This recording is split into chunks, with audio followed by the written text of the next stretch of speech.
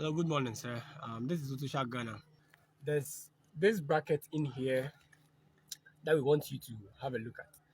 This bracket, looking at the bolts and nuts here, this bracket is just a fabricated bracket of metal placed in front of the original position of your compressor for this 2018 model, Accord model that you have.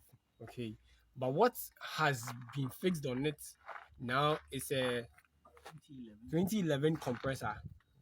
Because the 2011 compressor is smaller and cannot take up the position of the original compressor for your car, they fabricated this metal here so that they can mount this 2011 compressor on the bracket. Okay, yes, so what that is what we realized today.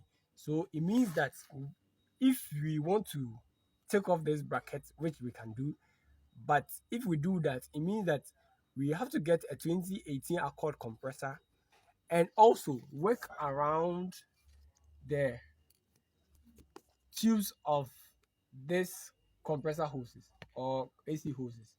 Okay, so looking at how they look like, it means that they've worked around it. So you can see the rotative part of this AC hose.